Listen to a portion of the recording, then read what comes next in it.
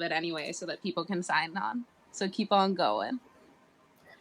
So yeah, you can see, I'll just turn off the chroma key for a second. Can see how wrinkly it actually is. Oh yeah, it just looks dark to me. That's funny though. That's because it's still technically doing chroma key. I just turned off the background that was showing through it. You look So. super eerie. I feel like we're in an underground lab. Like we're talking about some super on the low stuff. Yay! Christian says we're on. Woo! Cool. Awesome. Okay, everyone, we're just waiting for some more people to log on. We're gonna get to know Rob today. I'm very excited. How you feeling, Rob? I'm feeling good. Good. Rob's such a good sport for this. This is awesome. All right. So I'll do a little introduction here. Shut this off for you. So we have our game master, Rob, today. He's going to tell us all about himself. As you know, we're transitioning to making more game masters available for y'all to play games online.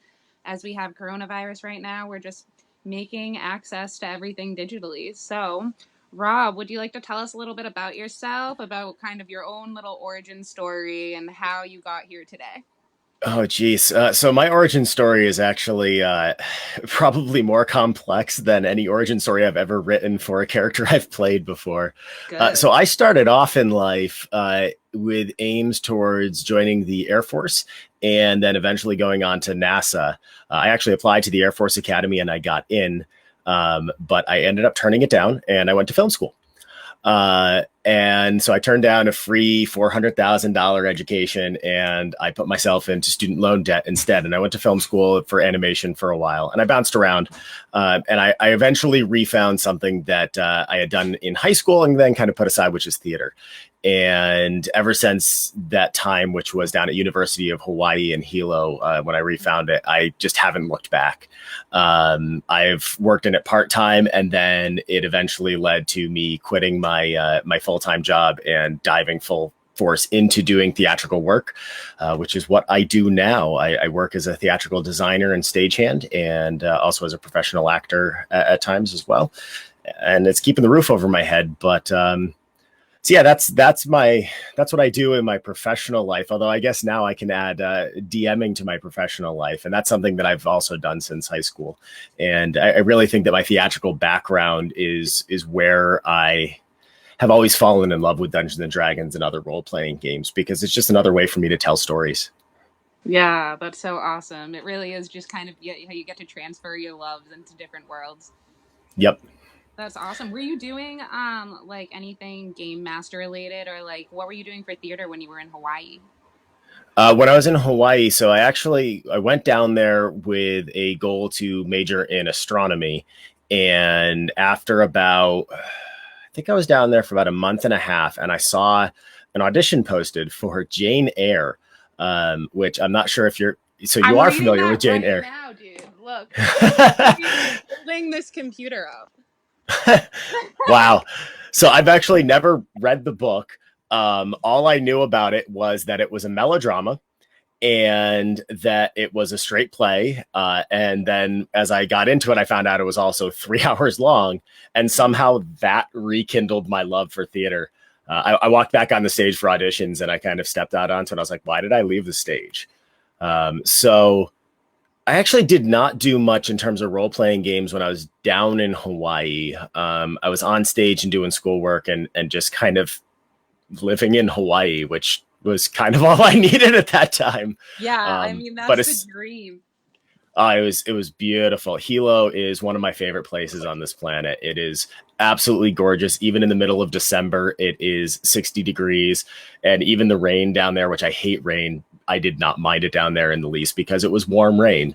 Um, but so I didn't get back into D&D and role playing games till I came back home and got back to it together with my original group from high school, which we've played on and off for 20-ish years now. That's so cool. Has it been the same group? You've all stayed connected?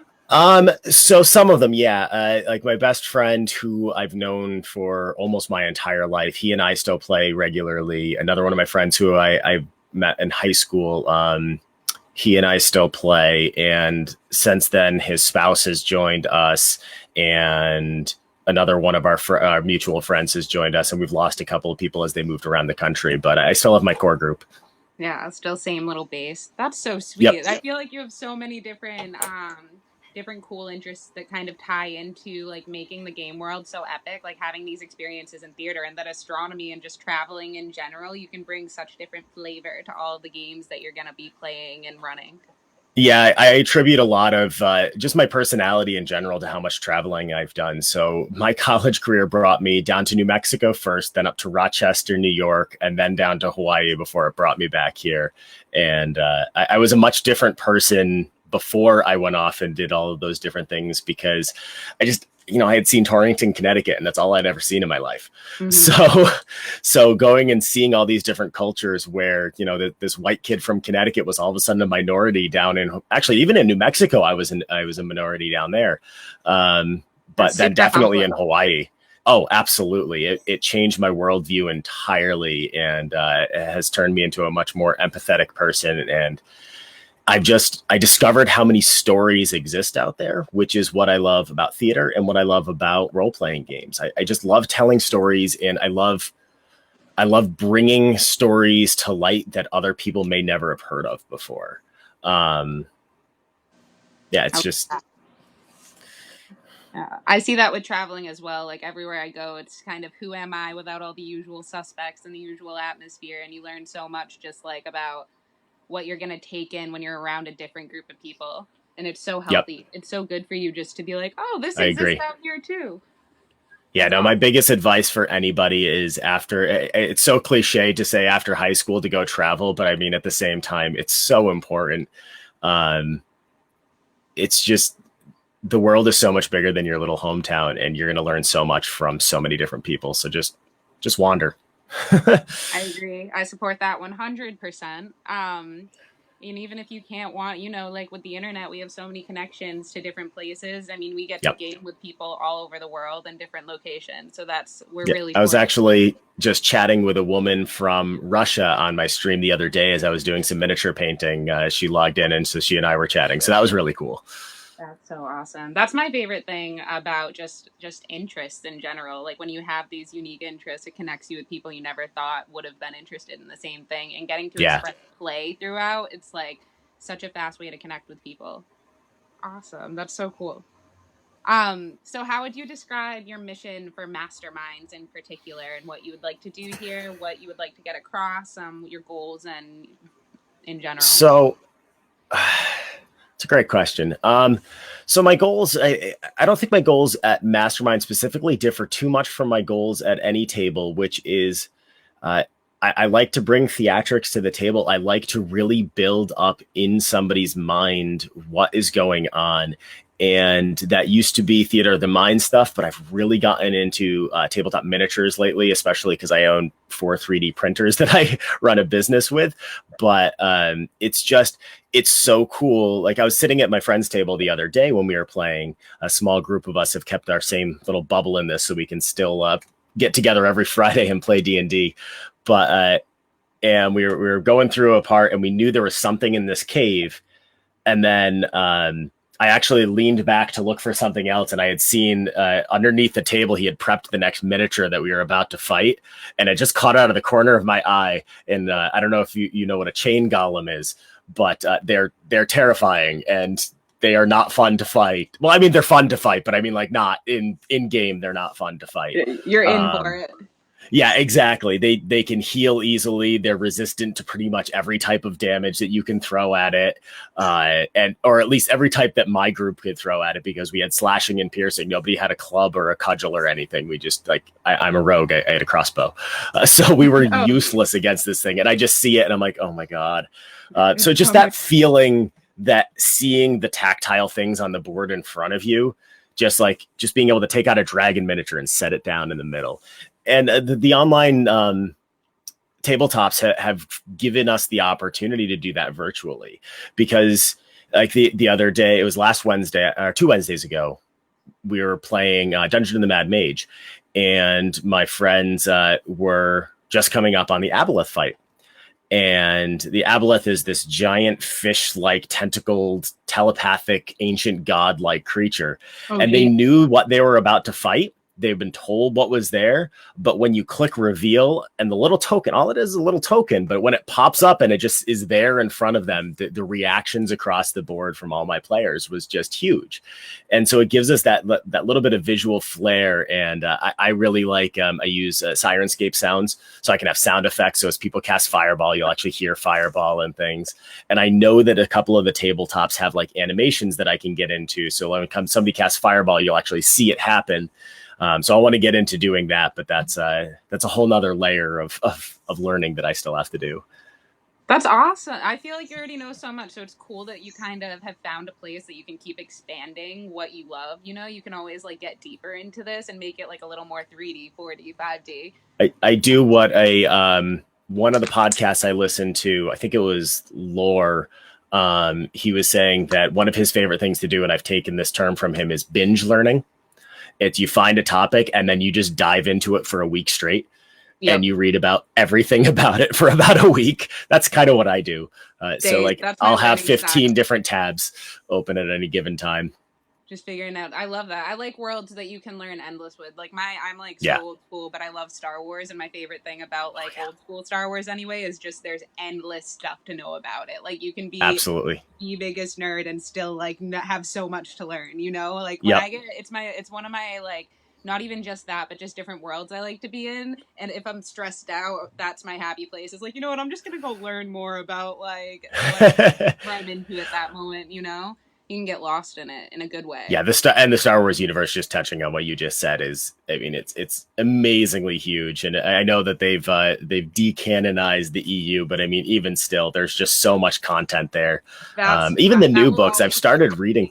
Oh, they're so good. Yeah, they're so well done. So well done. Yeah. Like Mary Jade and then the kids and just like all of it. So well done. And there was an actual job title at Lucasfilm, and I'm not sure if it still exists or not, but it was Master of the Holocron, where their job was to dig through every new piece of information that came out for Star Wars and make sure it fit into the canon spectrum. But like, how cool is that to be able to put down on your resume? Master of the Holocron. I love that. So yeah. I'm envious now. I want to take their job, but I like this. Oh, that's so cool. So, do you want to go over some things that you're offering, some campaigns, and specifically? I know you've got a lot going on, so I have a few things I can remind you of if you don't touch on them, but you should just know where your heart is. So I'll start with just the one that I'm streaming every other Wednesday. This is with a group of actors that I've worked with. This is Cold Case Files. We're going through the new Rime of the Frostmaiden campaign, so you can join us on Twitch as we stream through that. Tomorrow night's our second episode. And then I have every weekend, I've got a recurring game that people can jump in on. They're just little one shots. One of them is called Ice Road Trackers. It's actually the Adventurers League lead up to Rime of the Frostmaiden. So you get to delve into the world, just dip your toes in a little bit and get a sense of what is in store in the full campaign. And then another variant of Ice Road Trackers, which I am blanking on the name of. Something male. I wonder if I have it here. Let's see. Icewind Mail? Icewind Mail, yes. I knew it was another pun.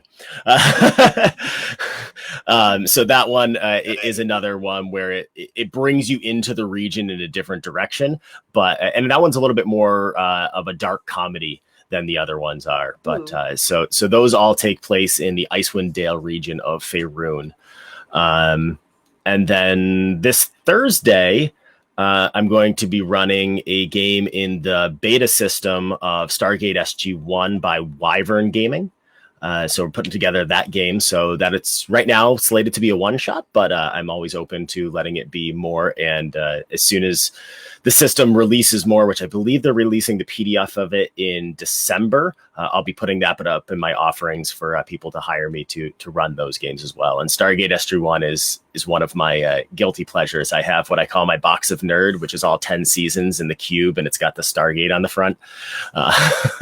That's so. Awesome. Yeah, it's sitting in a corner right now because I don't have any room to put it. But so I love Stargate. And again, it's kind of like what you were saying about Star Wars before. It's almost more about the universe than it is about the show itself because there's just so much lore there to dig into. So I'm really excited to run this system.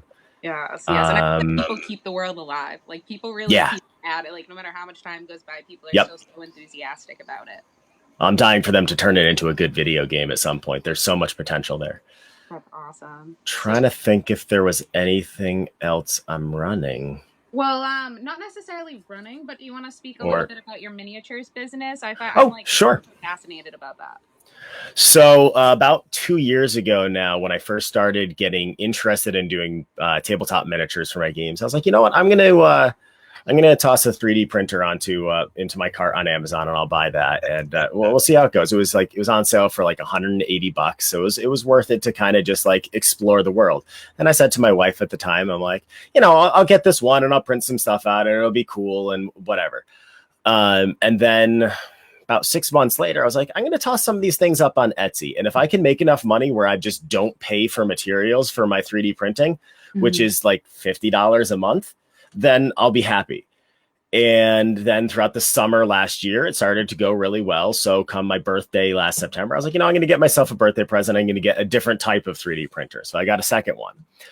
And then I started subscribing to more and more Patreons, and on their merchant tiers, my Etsy site started expanding, and I started making enough to cover expenses and enough that I could actually buy a few more things for the business. And then with the shutdown this year, with everybody just stuck inside and looking for escapes, there's one miniature, which I actually don't have in front of me. Give me 1 second. Let me grab one real quick. Go grab it. We're excited. Also, how cool is this background, everybody? I need to get a green screen, so I'm jealous. They're never too far away from my computer. So this little guy right here is, it's green, so the green screening technology is going to see right. Maybe we can take a photo and post it in the comments under this video after. Yeah, I'll do that. That's hysterical. So this is what you can't see because it's literally see-through, which is kind of cool. But it's a gelatinous cube. They're gonna have That's amazing. It's a gelatinous cube dice holder. So you actually put the D20 right in the top of it. And I posted it onto a group on Facebook, and it took off. I got over 200 likes in no time. And I am not good at social media. So if I get more than 15 likes on something, I'm like, oh, wow. So this was insane. And then orders started pouring in. And then I was like, okay, I'm going to toss some paint on one of these.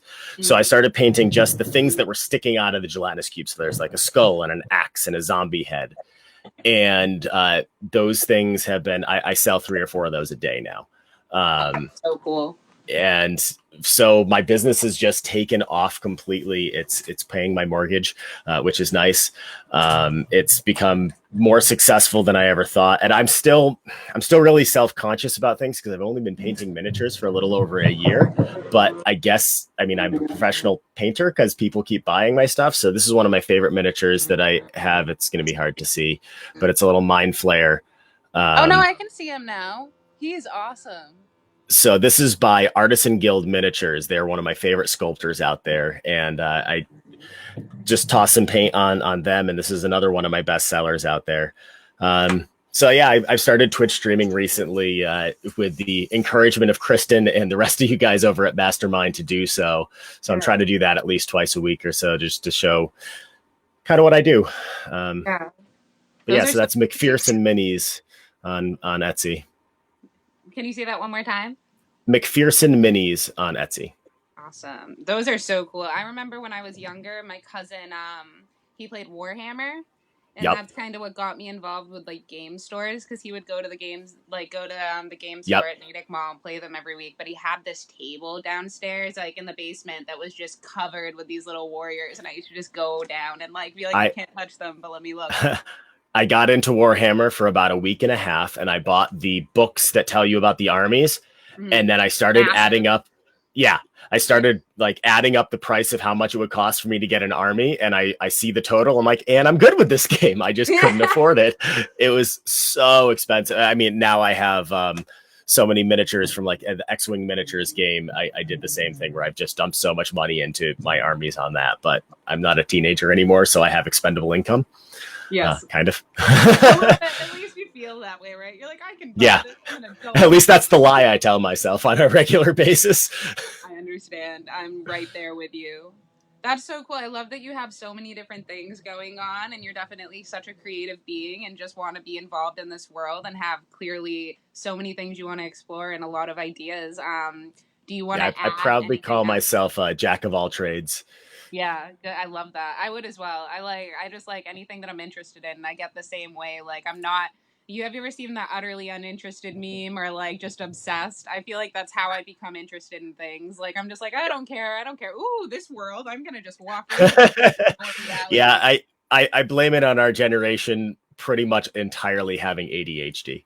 For sure. Uh, That so definitely has part to do with it. And I just there's something about disappearing into another world for a little bit. That's you know, we all love yep, it. Obviously, all of us here. absolutely. But that's so cool. I think people are going to be really excited to game with you. I think you have a lot to offer. And do you want to add anything else that I haven't touched on? Any stories you wanted to tell, or just anything? Not that I can think of. Yeah, no, nothing. I think we covered a lot of stuff that we had chatted about. So We did. I know. I didn't. I expected to like that. I wouldn't have enough prepared, but I feel like that was so awesome. And you like great. That was great. Do you? One last thing for like world for building your own worlds. Is there a way that you like break down that process, or a favorite part of the process of kind of creating that you would share with others? so so I am a fly by the seat of my pants DM. I will prep just enough that the structure is in my mind, and then I really just let the actions of the players warp what I've said. Um, in terms of my own world, I haven't written one of my own worlds in a few years. In fact, funny enough, I started writing one last year, and then I realized that everything that I was writing was already in Eberron. So I was like, oh, well, I guess I'm just going to run an Eberron game then. So, um, but yeah, so as I said, like I'll write just enough to like give a landscape directly around the players, and then I will let them create the rest with me. So like if they ask if there's, I don't know, a temple in this town, either I'll just decide yes there is, or sometimes I let the dice take over and I'll literally just like say there's a 25% chance, and I roll a D percentile, and if it hits, then yes there is, and if not, then no, and that's how I kind of shape things from there. So I really like the dice interaction in the game. I've started using them more and more, and I have a whole book of random tables now that I just got that I'm going to be incorporating into my games. Cool. That's so awesome. I do like the dice as well to give a little more like versatility and kind of like what's gonna happen, who knows, and you get to play with your Yeah, creativity a little more. and plus it gives you a pass because then you're like, well, I didn't kill you, the dice did. Yeah, it wasn't me. That's so cool. So, all right, that's awesome, Rob. Where can everyone find you? I know we've said it throughout here, but just give us a little summary. How can people connect with you? Where Sure. can they find you? I am on Twitter at DM_MacPherson. That's MacPherson. And on Twitch at MacPherson's Lair. And Instagram at DM_MacPherson. And then you can look me up on Etsy, Instagram, and Facebook at MacPherson Minis. Awesome. And then you can also find him mastermindadventures.com. Yes. Awesome. That was so much fun, Rob. I mean, I feel yes, like thank you. a lot to offer to people. So keep on playing, keep on exploring. This was all so awesome to hear about, and I'm inspired to go find some new hobbies. Well, I'm going to dive back into reading about some of the systems that I'm going to be playing over the next couple of days. And yeah, actually, I have to read the next section of Rime of the Frostmaiden for tomorrow night's game. Sweet. And everyone should tune in for that. So if you're looking to connect, just drop a comment down below and we'll give you some more information as well. Absolutely. Sweet. All right. Bye, Rob. It was so nice to talk to you. Bye, everybody. It was nice talking to you too. Thanks, everyone. Take care.